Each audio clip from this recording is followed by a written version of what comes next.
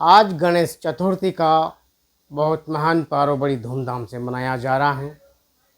पौराणिक कथाओं के आधार पर महर्षि वेद व्यास जी ने महाभारत लिखने के लिए गणेश जी से कहा था और गणेश जी ने लगातार रात और दिन उसको लिखा।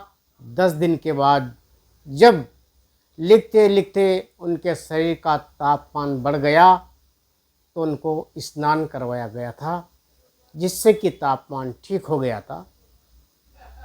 विसर्जन कर दिया गया था, इसीलिए इसको मनाया जाता है। बहुत सी पौराणिक कथाएं और भी इसके साथ में जुड़ी हुई हैं। साथियों, वर्तमान में आप देख रहे हो कि जो गणेश जी की प्रतिमा बनाई जाती हैं वह अनेक प्रकार की जो रासायनिक तत्व होते हैं, पीओपी जो कि खतरनाक धातु हैं, बड़ी बड़ी मूर्तियों को नदी में बहा देते हैं। अक्सर होता क्या है, इनसे जो मूर्तियाँ बनी हुई होती हैं वो पानी में घुल मिल नहीं सकती हैं और इस रसायन से ऑक्सीजन की कमी पानी में कम हो जाती है, जिससे पानी में रहने वाले जीव जंतु मर जाते हैं।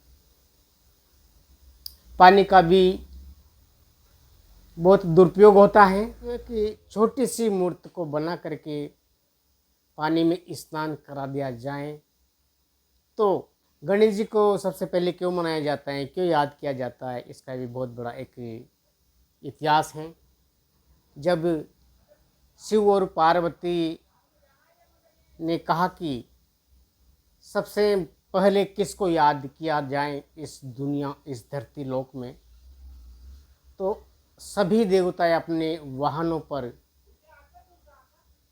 सवार होकर के गए और पृथ्वी के चक्कर लगाते रहे चारों तरफ। लेकिन कौन सबसे पहले बताए कि सबसे पहले किसको पूजा चाहे, कौन योग्य है? शिव के कहने पर गणेश जी ने शिव और पार्वती जो माता पिता हैं उनकी ही परिक्रमा लगा दी।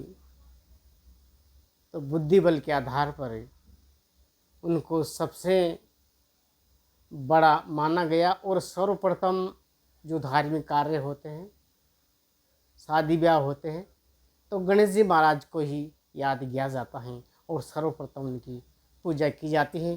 तो आप सभी को गणेश चतुर्थी की हार्दिक शुभकामनाएं।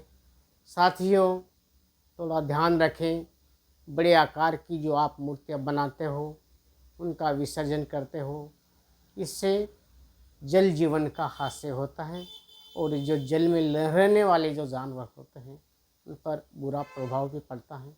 और कहीं जब पानी सूख जाता है तो गणेश जी की जो पीओपी के द्वारा बनी हुई मूर्तियां हैं वह हाथ, सर, धड़ टूटते हुए मिलेंगे और कभी कभी ऐसी जगह वो पड़े रहते हैं जिनको देखना भी अशोभनीय हो जाता है।